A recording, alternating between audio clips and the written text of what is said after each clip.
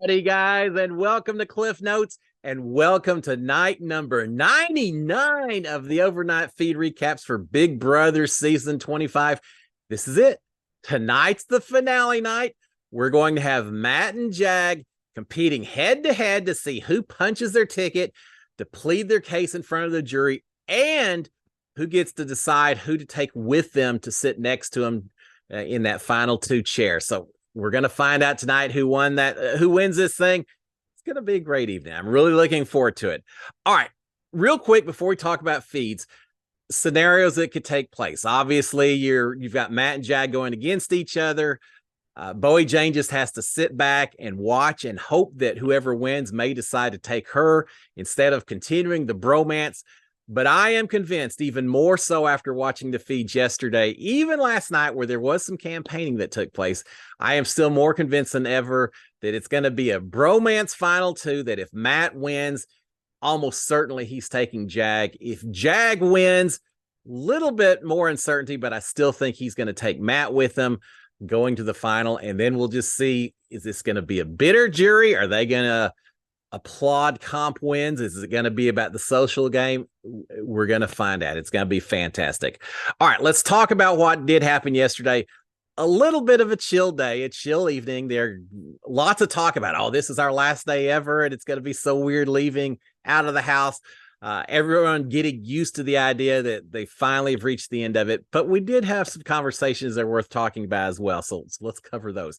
All right, first of all, apparently the final three, not only are they having some food brought in for them so they don't give themselves food poisoning, but they also had the option or the luxury of sending some clothes out to have them cleaned and folded and pressed and looking all nice and pretty for finale night. So they all sent their clothes out. But unfortunately, Matt did not receive back the button-up shirt that he wants to wear tonight. He's a little concerned about that. He talked to the dyer room a couple of times. They said, yeah, we'll see what we can do, Matt. But he's worried that he's going to be a little bit underdressed at tonight's finale. Meanwhile, Jag trying to decide what turban he's going to wear tonight as well. These guys are pretty relaxed considering that they're going to make some decisions within the next 24 hours that could determine whether or not they walk home with a check for $750,000. I would be on pins and needles the whole time. But they're thinking about what they're going to wear this evening. So certainly they're excited about the finale. They're ready to be out of the house. We're ready for the season to wrap, I think, at this point in time. All right, with Jag and Matt alone in the bathroom talking, Jag is congratulating Matt. They're doing a few fist bumps together. They're talking about the fact they're saying, we did it, man. We did it. Again, the bromance continues on at this point in time. They're both very excited that they've done what they needed to do. While they're doing that, Bowie Jane is in bed back in the scary room, not really moving, just staring at the ceiling, looking very forlorn at this point in time. I think that it is finally dawning on Bowie Jane that no matter how many conversations she may have had with Jag in the past, I think it's dawning on her that she may be done. That truly it could be Matt and Jag sitting in those final two chairs, and she's going to finish up in third place. She just has that look about her at this point in time. All right, in the kitchen, we've got Matt talking to Jag.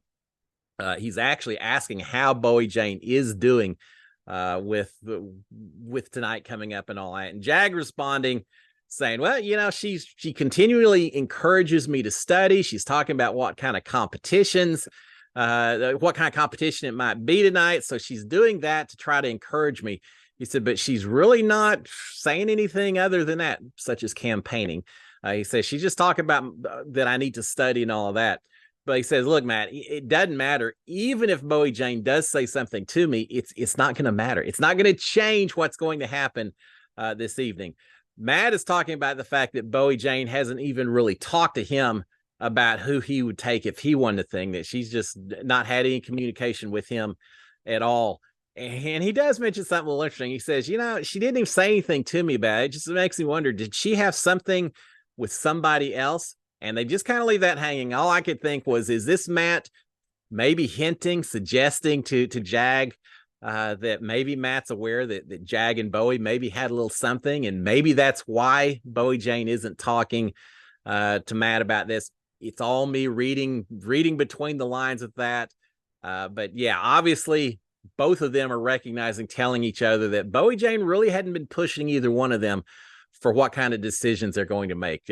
Bowie Jane is the anti-Felicia. Felicia was there all the time trying to figure it out.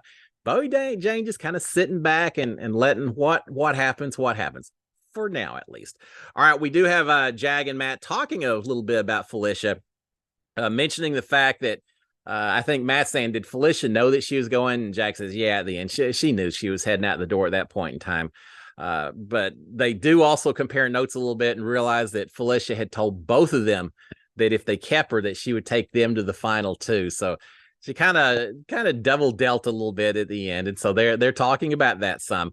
Matt, I think, is the one that says, we protected Felicia. She got where she did a lot because of us. We protected her. But she never protected us. She didn't go out of her way to protect us at any point in time. So it's very one-sided. They are talking about how hard that she played for her age. Hey, just because you're old doesn't mean you can't play the game, guys. I'm glad some people are starting to realize that after this season and maybe a few seasons in the past as well, like 21. But now he's talking. They're both agreeing that Felicia played a really hard game. Apparently, Bowie Jane had said something at one point that Felicia had said or had suggested or something that maybe she was actually 70 instead of 63. And so they're laughing about that, saying she's not 70. I think it's funny that Bowie Jane's the one that was pushing the idea that someone maybe was lying about their age. Are they going to announce that tonight as part of the finale? Or is that something they'll just find out later? I don't know. There's enough other things to reveal. Maybe not. But anyway, they are talking about Felicia and how well she played considering she's a little older than the other people in the house. All right, Jag is calling it the season of the Minutemen because obviously that's their final two alliance and how proud they are of the Minutemen. So he's calling it the season of the Minutemen. Matt is talking about the fact the way they played the game. He says, we had to be bullies in order to control the game. So he's trying to justify it. Have they looked back and realized that maybe there's a few times that maybe they went a little beyond what was needed, or I don't know, did someone hint to them or maybe ask a question? I don't know. But Matt is saying we had to be bullies because we had to do it in order to control the game. Did you, Matt? I feel like sometimes there was a little more than was needed as part of gameplay, but you play your game. All right. Matt is saying that it would have been a lot harder if Cory and America had stayed any longer than they did. He's talking about the fact that he's glad that he and Jag took shots at Cory and America first, instead of just treating the season like a vacation, like the showmance, like America and Cory did. So he's feeling like they were playing the game much more aggressively, harder than Cory and America did, who were just acting like it was a vacation, hanging out with each other in the house. All right, we've got Matt and Bowie talking about jury. Bowie is suggesting that to Matt that, it's great that I'm here and all that, but if I even made it to the final two, I wouldn't even get a single vote. Not a single vote. You would take it 7-0, Matt, if it was you and me at the end. Hint. So she mentions that, and then the talk turns more to what kind of competition it's going to be this evening. They're saying they don't think it'll be a memory type competition. I don't think so either. They think it'll be a mental competition. And I say memory, I'm talking about spot the difference in pictures, things like that. I do think it'll be some type of competition asking about the other house guest, things they said, things about them, just showing how well they knew each other in the house. I expect it's going to be something like that inside a booth. True, false, ABC, something along those lines. They're talking about different shows, what their life's going to be like when they get out of the Big Brother house. Matt is talking about how he wants to do the challenge. He thinks he'd do great on the swimming competitions, and he'd love to do the challenge. Bowie Jane also would love to do the challenge as well. They both think that would be a lot of fun. Matt's talking a lot about wanting to go back to swimming when he gets out. He's got the Deaf Olympics coming up, and he said something about he wants to win 10 medals to set the record, but only 8 of them he can win with individuals, so he'd need some relays. So there's some talk about just the mechanics of going back and doing more competitive swimming and everything. So he's looking forward to that. All right, eventually we've got Jag out of the diary room, and he's mentioning their final 2 speeches. He mentions, I guess the diary room must have told him that if he makes it to the final 2, he has 1.5 minutes first speech in front of the jury. Isn't that a kick in the pants? You're in this house 100 days, as much talking and strategizing, everything you have to do, and you're supposed to reduce your entire season into a minute and a half worth of a speech to the jury. I really wish, I don't care if you have to stretch out the episode to make it happen or cut away some of the things that aren't needed at this point in time. We are going to get the jury roundtable tonight. Maybe they could have done that as a separate episode or something, but I wish they gave them more time to actually pitch what they've done and argue in front of the jury. I had give them 3 minutes even. I'd like to see even a little more than that. But yeah, they've got a minute and a half each to give their speeches to the jury. That's not a lot of time to talk about everything that you've done. But they are mentioning that. Bowie Jane is saying that she thinks the jury has probably already made up their minds. Everyone's decided who they're going to vote for before the speeches even take place. She just doesn't think that a minute and a half is long enough to convince anyone to change their mind. And I tend to agree with that. I know during my season, I actually wasn't real sure. I did listen to the speeches. It was a little bit more the questions that the jury asked that influenced my decision, a little bit more than the speeches themselves. But she's thinking at this point in time, that's just not even enough time. People are going to vote the way they want to vote. Probably nothing changes this evening. All right, we do have the house guests packing. They all got their suitcases, so they're all packing up.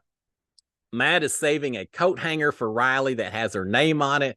Says, yeah, I'll show Riley that I saved a coat hanger with her name on it. I'm sure she'll be incredibly excited about that one, Matt.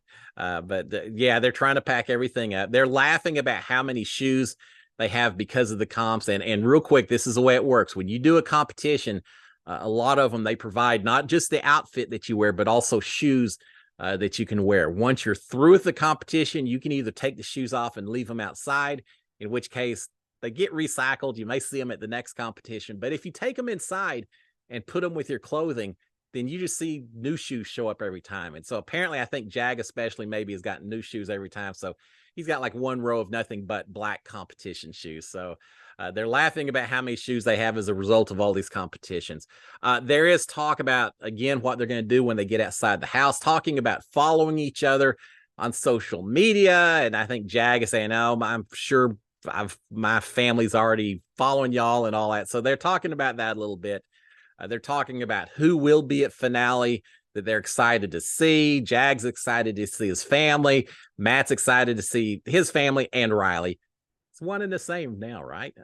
Bowie Jane's wondering, I guess her folks are still over in Australia, so she's not real sure if they're going to be able to make it over or not, but they're talking about who they're going to see at finale. And Bowie Jane's not complaining, but she's wondering what she's going to do, that her schedule's been cleared for after Big Brother. Normally she books her DJ gigs 2 months in advance, but that's all open, so she's not real sure what she'll be doing. We'll see. I'm curious to see what kind of DJ schedule Bowie has going forward. So they are talking about that. All right, we've got Jag and Bowie and Matt in the bathroom talking a little bit. Bowie says that if she could play Big Brother again, she definitely would. But she's also saying that she wouldn't change a thing about how she plays. Well, she finishes in third place. Yeah, you ought to be thinking about things you could have done differently. Lord knows I came in fourth, and I spent a lot of time thinking about things I could have played a little bit differently, done a little differently. If I ever come back in, I may just flip the whole thing up and try to be a villain or something. Yeah, I don't know if I could do that. But yeah, I'd play again as well. But I think I'd change a few things here or there. But she's saying that she'd love to come back. She wouldn't change a thing. Jag is saying the same thing. He'd love to come back, that he's very happy with the way everything is gone. Wouldn't do a single thing differently. Both of them are talking again about other reality shows that would be fun to do. They mentioned The Challenge, The Amazing Race. They'd love to do either one of those.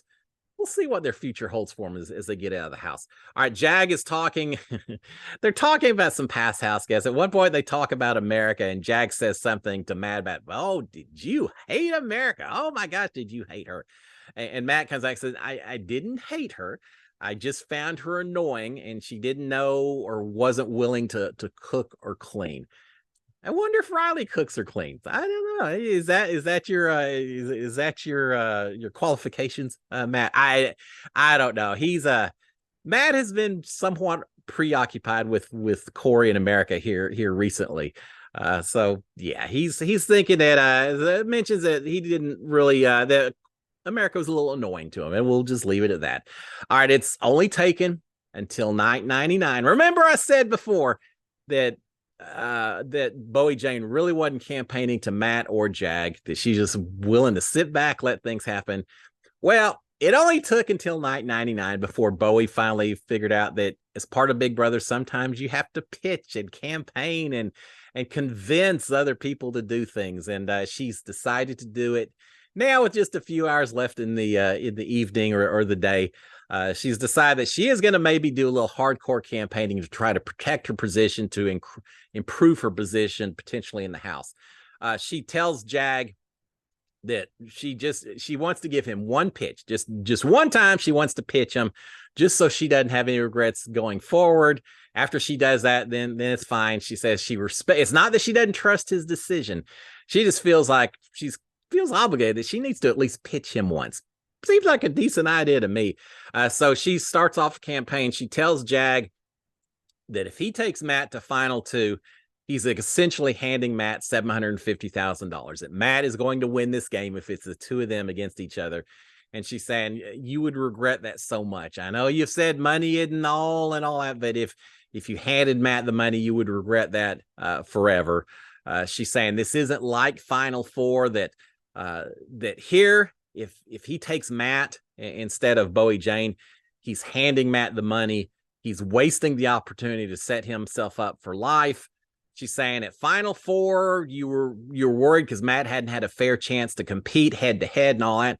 She's saying that's not the case here at Final Three. You and Matt are facing off tonight, head to head, fair, square.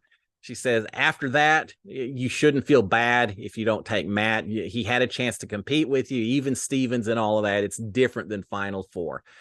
So she mentions that. She's also saying that Matt's going to win either way. And I think she means whether Jag takes Matt or Matt takes Jag. She says either way, Matt is going to win against you. And she's saying, just think about it. If the positions were reversed, if you were in Matt's shoes and Jag and Matt was in your shoes, she says Matt wouldn't be taking you to the end knowing that you were going to win. There's no way Matt would do that. She says, so why are you willing to do that to Matt? And Jag says something, hadn't really thought about that. That's something I need to think about. So Bowie Jane's spot on. I think a lot of what she's saying is valid, true, and very much what I believe could happen as well. I just don't know if Jag believes it enough to let that influence his decision making. Bowie Jane now says that she'd be perfectly happy with second place. That she knows she can't beat Jag, but that's okay. She would be perfectly happy with second place. Didn't she a while back say she'd be perfectly happy with third place? Now it's perfectly happy with second. And I guarantee if she sits in front of the jury against Jag, she's not going to just sit back and say, yeah, just give me second, I'm all right. No, she'll be arguing and pitching and campaigning everything possible, as she should. But she's saying she's happy with second place. Jag, take me, go get your win. That's fine. She's telling Jag that Matt never had to go out on a limb for Jag. Said you had to do it, but Matt never had to really go out. Yeah, he saved you once, but in terms of putting his own game at risk and all, he never had to do anything to save you, Jag, and you ought to consider that as well. She also goes through every jury member that's in that jury house, talking about whether they would vote for Jag or for Bowie if it came down to the two of them. And basically, she concludes that, hey, you're gonna get every single vote. It's going to be a 7-0 vote for you, Jag, if you take me. 7-0 vote, $750,000, and Matt's not done anything to deserve going with you as well. So that's basically her pitch at this point in time. And she finishes up, and he said, "Oh, thank you, and I'll consider it." And she says, "All right, that's it. I'm not going to campaign anymore." She did make a lot of good points. I just don't know if they will be enough to make a difference. I think her campaigning probably should have started several days ago. For Jag, to give him time to think about it, to get nervous about it, to get paranoid about it. At this point in time, I just think it's a little bit too late. But she made the effort. So props to Bowie Jane for at least fighting on her way out the door. But maybe it'll work. Potentially. Maybe Bowie Jane's walking out tonight with a check for $750,000. I don't think so. But hey, expect the unexpected, right? Hashtag. All right. We've got later Matt and Jag in the bathroom, confirming that they're going to take each other to the final two tonight. Doesn't matter what Bowie has said, 110%. They're taking each other to the final two. Jag is saying that if he took anyone else besides Matt, he couldn't live with himself, that he would be upset if he lost to anyone else. In other words, even in this conversation, Jag is making sure that he mentions, I don't want to lose to anyone else, Matt. In other words, yeah, I'm going to lose to you, but I don't want to lose to anyone else. So he's hitting home the point that if Matt takes Jag with him to the final two, Matt's going to win this thing. He's worried that Matt could turn around. If Matt wins tonight, Matt could take Bowie Jane to the final two, leave Jag out in the cold. So he's very subtly saying, yeah, I'll lose, but that's okay. As long as it's to you, Matt, it's okay. So he is mentioning that. Matt is pointing out to Jag, saying, look, I trust you so much, Jag, about our decisions, how this is going to go, so much that I'm not even studying. Look at me. I'm not even studying. I'm playing cards. I'm just taking it easy today because it doesn't matter.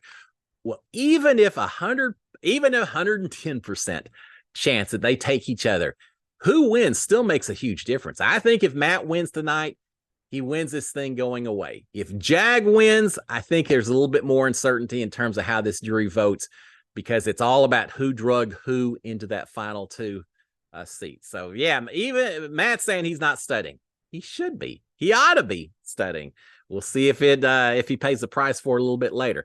All right, more talk from all three of them about the season, different house guests, how everything went. A little talk about Riley as well. What a surprise that we had that. Talk about Riley inside and outside the house. They're wondering if she's gotten all kinds of extra opportunities, being a celebrity bartender in Nashville. Everyone coming in saying, I want to see the Big Brother girl and all of that. So they certainly do talk about Riley a little bit more to finish off the day. They also are, though, talking about other house guests and how they played the game. And so I'll just go through those real quick because I thought that was a little interesting. Jag is calling Hisam overrated. Matt's saying that Corey was very much overrated. They're both agreeing that Felicia was probably underrated when she came into the house. Matt's thinking that not only was Corey overrated, but America was very much overrated as well. Yeah, I kind of thought he'd say that. Cirie and Jared, they feel were both overrated the way they played the game. Matt and Jag are agreeing that Riley was underrated, and not just underrated, but that Riley was the best Big Brother player to ever touch the Big Brother house. She came in second to last. I'm going to hold off agreeing with that particular comment, but they're feeling like Riley would have just absolutely dominated if she hadn't gone home when she did, that she was best Big Brother player ever to play the game. That's quite the accolades there. So they mentioned that they feel like Nicole was underrated in the game, that Red was underrated as well, and they feel like Cameron and Izzy were very much overrated in the game itself. So definitely they have some folks that they felt they underestimated, others not so much. All right, Bowie is saying that she can't wait to read the commentary online and elsewhere for their season. Well, you may want to hold on just a little bit until you get a chance to catch your breath and I don't know, get a big old bottle of wine or something before you start reading all the comments that are out there. It's not always easy reading everything that's talked about a season. I think these three they'll see some good stuff. They may see some things that they don't particularly like to read as well. All right. Bowie is talking about the live feeds and mentioning that America watched them. Matt is saying that she got evicted 6. So what does she even know? And they talk about, I think Jag says, yeah, as you say it, 6 doesn't really sound that good. And then they mentioned that Corey finished even worse. Corey finished 8th place, and they're saying how bad that was for someone who supposedly was a super fan, and yet these two finished in 6th and 8th place. And yeah, just didn't do that well this season. Jag says, on the other hand, Final 5, making Final 5, that's pretty good. So they do mention that. All right, Matt's saying that he hopes America sees the video or sees a video of Corey campaigning against her, and as a result reconsiders her wedding proposal to him. The preoccupation with these two continues to amaze. Is Matt more preoccupied with Corey and America or with Riley? I think it's a race to the finish line at this point in time. But he's still talking about this idea that Corey and America, one's going to propose to the other or something, that they're going to do it just to steal some of Riley and Matt's thunder this evening at the finale night and everything. So he's again saying, I hope she sees that before she tries to propose to him this evening. I think you're okay, Matt. All right. They do mention that, though. All three eventually laying in the open bedroom beds. Not the comic room, not the scramble, the scary room, but I guess the scramble bedroom, the one Corey and America slept in, and all. Anyway, they all three have decided they're going to sleep out there, so they're all laying in the open beds. They're saying good night, America, for the very last time. Lights out around 12:30 or so. Big Brother time, but eventually Bowie Jane gets up. I think she maybe heads to the bathroom, but then when she comes back, she actually goes into the comic room to sleep instead. Well, once she gets up and leaves the room, we see Matt and Jack look at each other and do their Minutemen little secret symbol to each other. So just kind of a final confirmation that they're good as gold, that everything's set for this evening. We'll see. I think it probably is, but we shall see. And with that, that's it. They shut it down. They're in bed. We'll get a little live feeds today, but not too much. There'll be a lot of feeds off because they're getting ready for this evening's live show. So that's it, guys. Tonight we're going to get the round table, jury round table. I did see just a little bit of the speech with Sharon Tharp and Dr. Will. Sounds like there could be some heat, some fireworks taking place during the round table. So that'll be interesting to watch, but we'll get the round table. We'll get the final competition. We'll see how the earlier competitions finished up, but we'll get the final live competition between Jag and Matt. Once we get that, we'll have someone evicted. We'll have our final two. We'll get the jury questions. There could be some salty jury questions that occur. I'm looking forward to that as well. And then we'll have a vote. We'll know who won. And then we don't forget, we also have a reveal. Cirie and Jared, the big reveal. Does anyone care anymore? Does it really matter? Yeah, probably not much, but we will get the reveal. And hey, maybe a American Corey wedding proposal just to irritate Matt. Just do it just to irritate him a little bit. We'll see. It's going to be a packed episode with a lot of stuff going on. And someone's walking out the door with $750 million. Isn't that sweet? All right, guys, we'll shut it down with that. Yet again, thanks all of you to the support for riding along with me for a very long season. But it's been a lot of fun. I do appreciate it. I am going to do one final episode. I think we're going to do a recap episode. I'll grade the twist, the house guests, strategic play, all that kind of stuff. So I'm not gone just yet. I've got one more I'm going to do, and then I'll continue to do Cliff Notes live every Monday night, 8 o'clock Eastern, 7 o'clock Central. So we'll continue that. But yeah, we've got a recap episode going on as well. But in terms of the live feeds, this is it. Guys, I've had a blast. I'm looking forward to tonight. Y'all have a great one. Make sure you watch it. It's going to be a good one. Until then, SKD 143. Cheers, my friends. Bye.